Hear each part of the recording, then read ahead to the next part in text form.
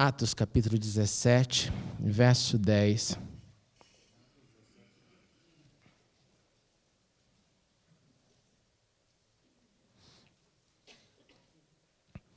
Diz assim o texto: Logo que anoiteceu, os irmãos enviaram Paulo e Silas para Bereia.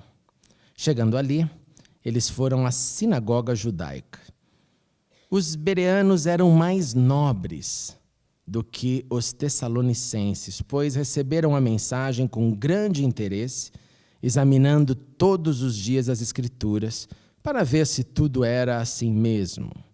E creram muitos dentre os judeus, bem como dentre os gregos, um bom número de mulheres de elevada posição e não poucos homens. Quando os judeus de Tessalônica ficaram sabendo que Paulo estava pregando a palavra de Deus em Bereia, dirigiram-se também para lá, agitando e alvoroçando as multidões. Imediatamente, os irmãos enviaram Paulo para o litoral, mas Silas e Timóteo permaneceram em Bereia. Oremos uma vez mais. Obrigado, Senhor, por essa noite gostosa, pela Tua presença entre nós. Nesta hora nós suplicamos, abre o nosso coração e fale conosco um pouco mais. Também continue com as nossas crianças que recebem nesta hora a palavra, a boa semente do Evangelho. Abençoe cada professor que lá dedica o seu tempo e amor aos nossos pequeninos. E que todos os nossos pequeninos recebam, Senhor, esta palavra que transforma. E também, Senhor, venha nos transformar um pouco mais. Pois pedimos, oramos e esperamos. Em nome de Cristo Jesus. Amém, amém. Podemos assentar. Nesta manhã nós refletimos sobre a cidade de Cafarnaum, no que eu chamei de chances e desperdícios que os habitantes daquela cidade vivenciaram quando tiveram a oportunidade de receber o seu mais nobre residente, que foi Jesus de Nazaré. A chamada cidade de Jesus, apesar de ter presenciado o ensino, apesar de ter tido a possibilidade de conviver com Cristo, de ver tantos milagres, preferiram não aproveitar aquela grande chance que havia sido dada para a Galileia dos gentios, ou, melhor dizendo, a Galileia das nações. O tempo passou, e em Cafarnaum só sobraram as ruínas, que atestam o seu passado, e do passado ficaram somente pedras abandonadas, sítio arqueológico, onde lembramos das histórias dos que lá habitaram, mas não lembramos, pois não houve nenhuma revolução em Cafarnaum diante da chance tão maravilhosa que eles tiveram. Foram então chances desperdiçadas. A plenitude dos tempos não fora recebida. E você que não esteve aqui nesta manhã, pode assistir online esta mensagem já pronta para ser assistida. Nesta noite nós refletiremos sobre uma outra cidade, a cidade é Bereia, e eu pergunto logo de início, onde ficava Bereia? Bereia era uma pequena cidade da Macedônia, o que nós conhecemos hoje como região da Grécia. As suas origens apontam ali para algum momento do século V a.C., cidade que sim, começou pequena, mas foi se expandindo, e quando chega no período neotestamentário, essa cidade já era um dos centros mais populosos daquele reino, daquela região. Bereia estava localizada a cerca de 80 quilômetros desta outra cidade que foi mencionada no texto, que era Tessalônica. Tanto Bereia quanto Tessalônica foram visitadas pelo apóstolo Paulo nas suas chamadas viagens missionárias. Então, para você se situar nesse contexto de pregação, para você se situar no contexto dessa nossa conversa, você precisa se lembrar de alguns eventos. Primeiro, após a ressurreição de Jesus, Os discípulos, juntamente com outros seguidores de Cristo, foram cheios do Espírito Santo. Imediatamente, naquele dia que conhecemos como dia de Pentecostes, eles começaram então o anunciar das boas novas. Este anúncio resultou no agrupamento de pessoas que receberam, e este agrupamento de pessoas que receberam esta verdade, que acreditaram nessa verdade, se tornaram a que nós conhecemos e aquilo que nós somos hoje, que é a igreja.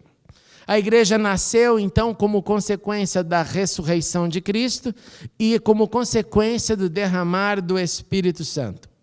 E eles tinham uma ordem muito clara, uma ordem muito específica, que eles deveriam sair, que eles deveriam partir da sua zona de conforto, que eles deveriam pregar. E Jesus foi muito claro. Jesus disse, olha, é de Jerusalém, você passe pela Judéia, é em Samaria, é até os confins da terra. Jesus não foi nada fácil, Jesus não foi leve, Jesus deu uma missão muito pesada.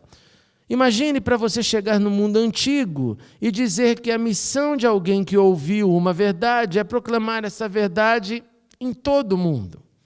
Se hoje continua como algo extremamente difícil, mesmo com todos os recursos que nós temos, você imagine o que foi para aqueles discípulos ouvirem esta demanda.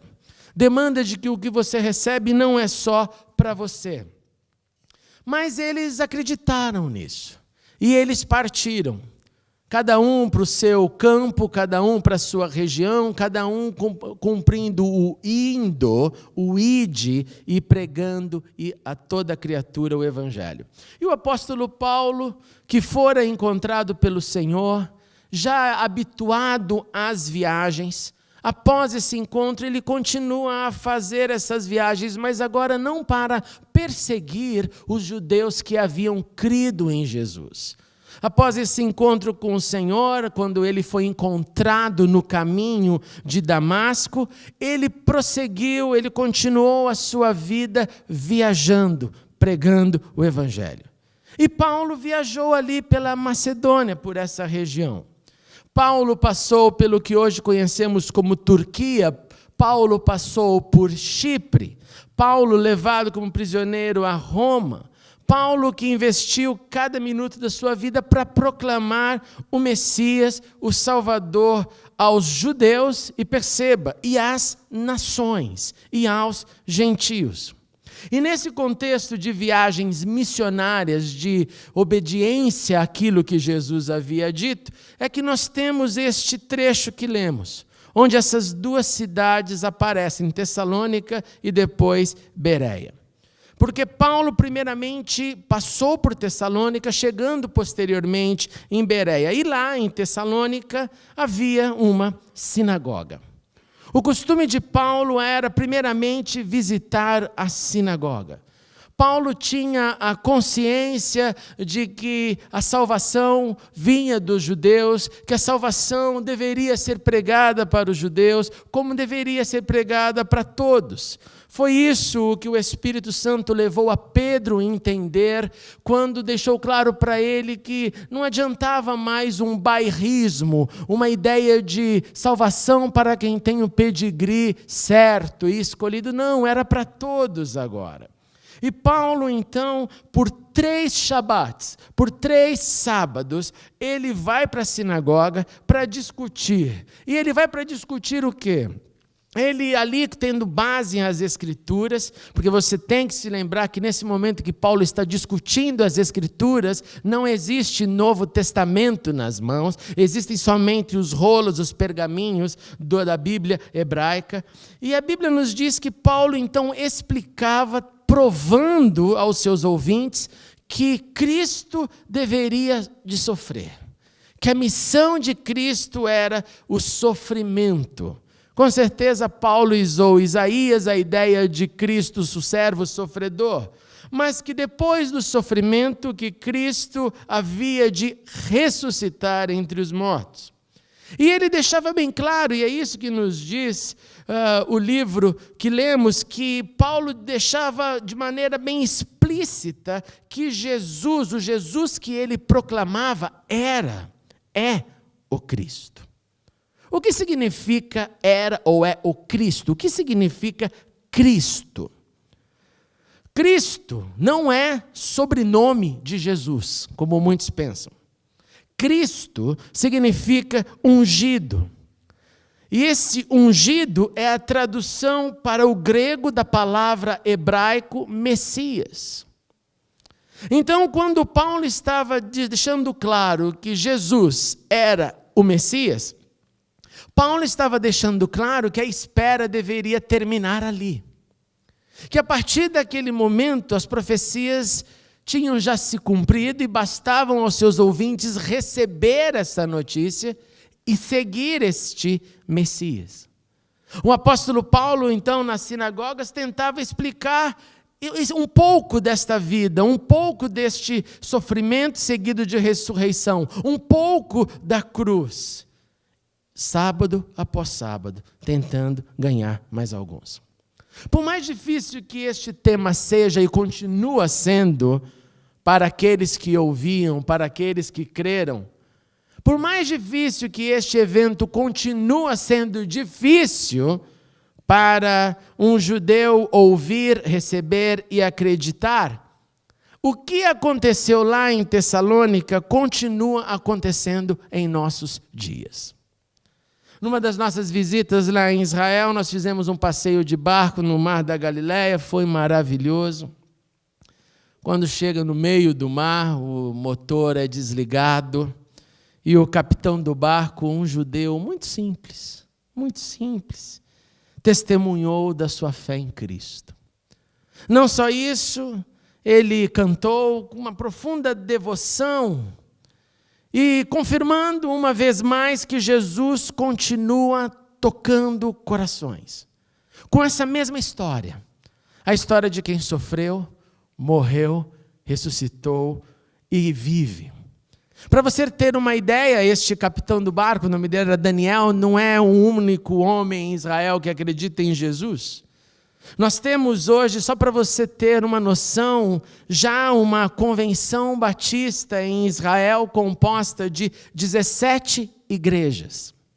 Nessas 17 igrejas, nós temos um número aproximado de 3.000 seguidores de Cristo servindo a Deus nas igrejas batistas espalhadas pela terra. A sua grande maioria são de cristãos árabes. Sua grande maioria são de muçulmanos que abandonaram o islamismo e agora fazem parte dessas 17 igrejas ali. É claro que esse não é o único número de cristãos, nós temos cerca de 140.000 cristãos vivendo em Israel nas outras formas de cristianismo. Além disso, hoje em Nazaré nós temos uma escola de cerca de 1.000 alunos. E pais brigando para mandar os seus filhos, como se fosse um colégio batista, para ir lá estudar, ir lá receber as boas novas. Nós temos em Nazaré hoje um seminário teológico formando pastores, mas num contexto de perseguição, de sofrimento, de muita dureza. O que Paulo então iniciou pelo poder do Espírito, o Espírito continua a fazer através de homens e mulheres em Israel e no resto do planeta. A consequência da pregação de Paulo resultou em que então naqueles dias? Resultou que alguns judeus, o texto nos diz, persuadidos, se uniram a Paulo e Silas. Silas, um jovem que o acompanhava. Não só isso. Além desses judeus, o texto nos disse que muitos gregos tementes a Deus se uniram ao grupo. E não só isso, muitas mulheres de alta posição se uniram ao grupo. Virou uma salada incrível, judeus, gregos e mulheres ricas. E todos eles recebendo, acreditando no Evangelho. Mas por um outro lado, um outro grupo fica com inveja. Um outro grupo que já havia causado tumultos. Um outro grupo que a Bíblia, inclusive, classifica-os como desocupados.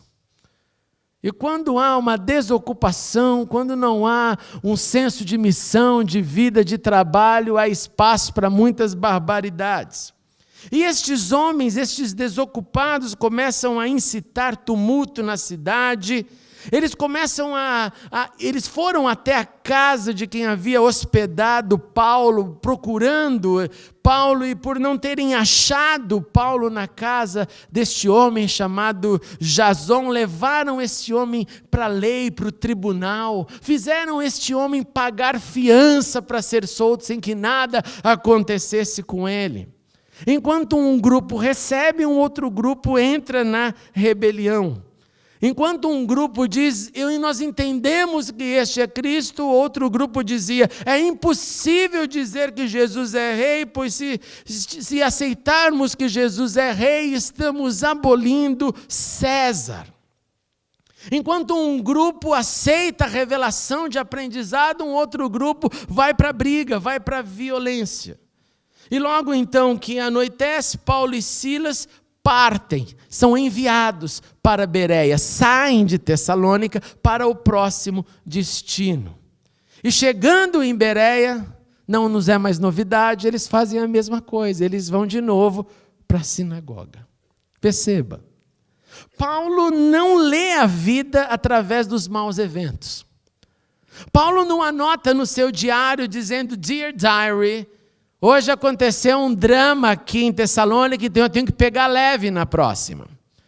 Nós sofremos algumas perseguições, irmãos tiveram que pagar fiança para não ficar preso, então é melhor parar com essa conversa. Não, ele continua no mesmo formato, da mesma forma, do mesmo jeito, pregando, proclamando as boas notícias. Ele mal saía de um episódio e já partia para o próximo. Adversidades, dificuldades, resistências, nada calava o apóstolo Paulo, pois ele acreditava que possuía em suas mãos e mente uma sentença de vida que podia e que pode e que continuará transformando percepções humanas, transformando pecadores em salvos, pecadores em remidos pelo sangue de Cristo. E da mesma forma nós devemos agir. Não lendo a vida com as dificuldades, não lendo a vida do tipo, eu já tentei anunciar, mas alguém rejeitou, não falo mais. Já ouviu isso? É tão comum, tão comum. Eu já desisti de fulano de tal. Eu não falo mais nada, eu não faço mais nada, eu não anuncio mais nada. Seja por resistência, por vergonha, por ataque, por violência. Paulo não parava, porque ele acreditava naquilo que ele havia recebido. Agora, em Bereia, algo diferente aconteceu. O texto enfatiza que os bereanos eram, escute isso, mais nobres. Que os bereanos eram mais nobres do que os tessalonicenses, do que a cidade anterior. E por que eles eram mais nobres? Eles eram mais nobres porque não brigaram, porque não resistiram, porque não tumultuaram? E a resposta é não. Eles eram mais nobres porque eles receberam a mensagem com grande interesse, uma mente de quem consegue ver possibilidades em tudo, uma mente inquisitora. Eles receberam, então, com interesse de um aluno, porque um bom aluno é alguém que ouve tudo e tenta entender, discernir se há ali alguma novidade. Eles eram mais nobres porque eles estudavam a palavra e estudaram e conferindo, conforme nos diz o texto, todos os dias, conferindo, averiguando, questionando para saber se aquilo que estavam escutando era verdade, se procedia ou não. E a verdade pode ser questionada. Por quê? Porque a verdade triunfa. E a consequência natural foi o que sempre será. Creram muitos dentre os judeus, bem como gregos, mulheres e não poucos homens. Perceba que a pregação, que as aulas de Paulo tinham um alvo primário que eram os judeus, mas depois ia se expandindo para outros. O ensino ia transcendendo e a verdade ia sendo manifestada. Em Bereia, por razões que nós não conhecemos, os discípulos que já haviam sido encorajados, treinados para aprender, examinaram, conferiram e concluíram a partir daquilo que fizeram. Essa é uma das perguntas para o céu. O que vocês lá em Bereia, como foi esse treinamento, como foi essa aquisição de metodologia que fizeram de vocês, ao ouvir Paulo, ter essa condição de examinar o que escutavam? O que nós sabemos é que eram discípulos verdadeiros, pois discípulos realmente aprendem e aprendem quando perguntam, quando investigam. Quantos problemas seriam resolvidos, meus irmãos e irmãs, pelo simples conhecimento e aplicação da palavra de Deus em nossa vida? Quantos dramas não chegariam no estágio 2, 3 e 4 se a palavra habitasse dentro de nós e no momento em que vêm os dramas, a palavra simplesmente abafa com o seu poder e com a sua solução? Bereia, que concede o título de mais nobre, algo que os conterrâneos lá de Tessalônica desconheciam. E isso fica evidente quando os judeus daquela região ficaram sabendo, Paulo está agora em Bereia, Paulo continua fazendo os seus tumultos, os mesmos desocupados decidem partir em direção a Bereia, agitando e alvoroçando multidões. Perceba, onde há exame, avaliação, aquisição, onde há revelação sendo manifestada, há um grupo que está recebendo os benefícios disso. E do outro lado, há um grupo que por algum motivo, ou por muitos motivos, se levanta para atacar. Este é o princípio de toda guerra em grupo. É um de um lado e um de um outro. E nesses dois lados, há um pensando estar no positivo e acreditando nele, e um outro pensando estar no negativo, querendo atacar quem está no positivo. Os de Tessalônica possuíam obstinação pelo tumulto, obstinação pelo radicalismo que não escuta, que não recebe. E por não se abrir para investigar, com certeza discípulos não eram. O aprendizado fica cada vez menor, a experiência fica cada vez menor, se achando cada vez mais os donos da verdade. Resumindo, o evangelho que cremos e vivemos, número 1, não é só teoria, não é somente escritos, não é somente escritura. O evangelho que cremos contém as escrituras e contém o poder de Deus. E precisam ser experimentados juntos, no aprendizado das santas letras, no exame das santas letras, na experiência das santas letras e na experiência diária com o poder do Espírito Santo. Lembre-se de que Cristo disse diante daquele debate, quando chegaram para ele e perguntaram: Senhor, o que vai acontecer na ressurreição? Esse casou com A, que casou com B, com que mulher ele ficará lá? Como vai ser a vida no pós-morte? E Jesus simplesmente responde: vocês estão todos enganados. Pois não, número 1, conhecem as Escrituras e não conhecem o poder de Deus. O Evangelho, então, que cremos é, acima de tudo, o poder de Deus, que é revelado através do conhecimento das Escrituras. Ele é poder de Deus para a salvação de todo aquele que crê, como Paulo disse, primeiro para o judeu, depois para o grego. Ao fim, então, daquele tumulto diante das notícias, Paulo está pregando, Paulo está convencendo, os bereanos estão investigando e estão aceitando, informaram Paulo sobre o drama, olha, estão atrás de você, Paulo, e decidem enviar Paulo para o litoral, e o trecho termina dizendo que Silas e Timóteo permaneceram um pouco mais em Bereia, e a saga de pregação do apóstolo Paulo continuou até o seu último dia. Irmãos e irmãs, nas palavras dos profetas Isaías e Oséias, nós escutamos um encorajamento, uma exortação e uma advertência que nos diz: portanto, o meu povo vai para o exílio por falta de conhecimento. Portanto, a elite morrerá de fome, e as multidões morrerão de sede. Foi o que escreveu Isaías. Vem Oséias numa mesma linha e disse: o meu povo foi destruído por falta de conhecimento. Uma vez que vocês rejeitaram o conhecimento, eu também os rejeito como meus sacerdotes. Uma vez que vocês ignoraram a lei do seu Deus, eu também ignorarei seus filhos. Os mais nobres de Bereia, o exemplo daqueles cidadãos que receberam a mensagem com grande interesse, examinando todos os dias as Escrituras para ver se era assim mesmo que tudo havia acontecido. Este exemplo deve nos encorajar a imitá-los. Deve nos encorajar a segui-los para que de uma maneira metódica, mas ao mesmo tempo leve. De uma maneira disciplinada, aprendendo mais para errar menos, mas sem nenhuma neurose. Do tipo, eu tenho que ler a Bíblia, eu tenho que ler a Bíblia, eu tenho que ler a Bíblia. Sabe quando vira uma neurose?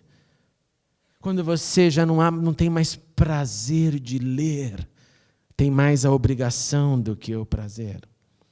Aprender mais, meus irmãos, pois o aprendizado aumenta a crença.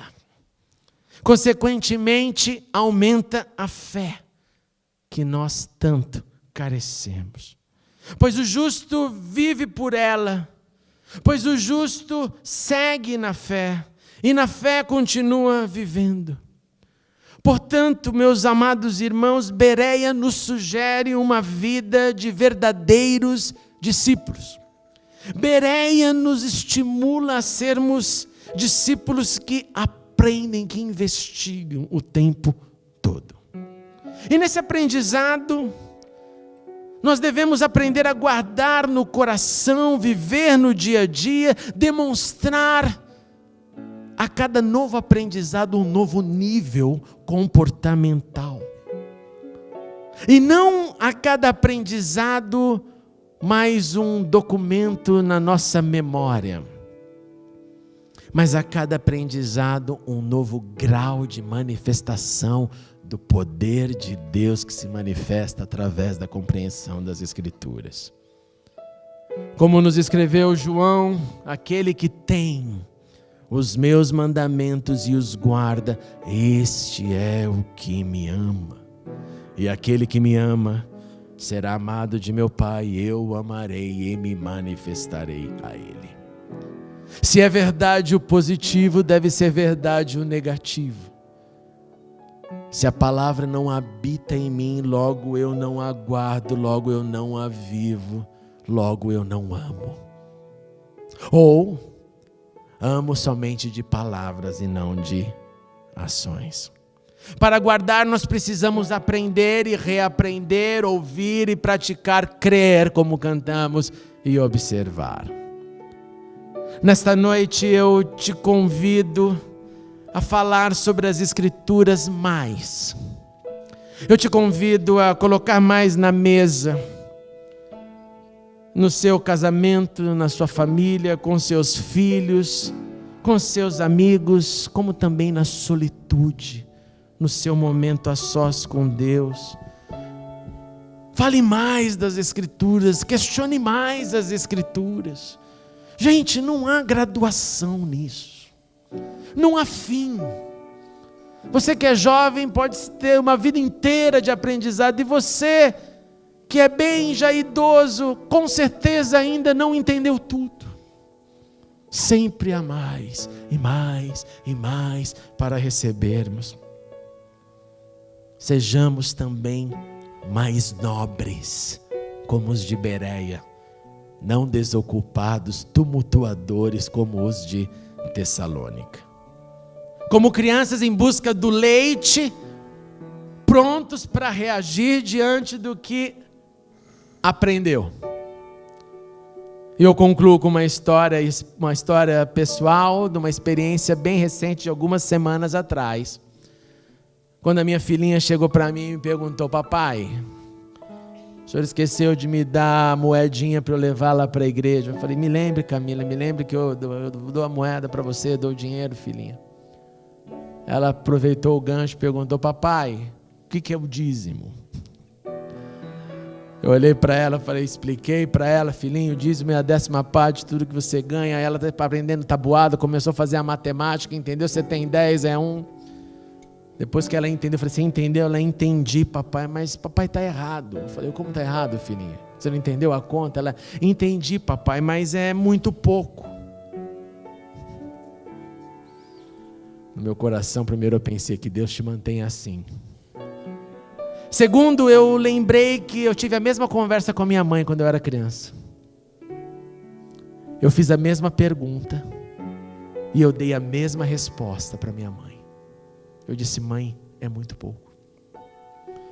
Aí eu falei, então é isso, Camila, o dia que você tiver o seu dinheiro, ela, não, papai, o dia que eu abrir o meu robô, ela tem um robô que é um cofre, o dia que eu abrir o meu robô, eu vou dar muito mais do que isso, papai.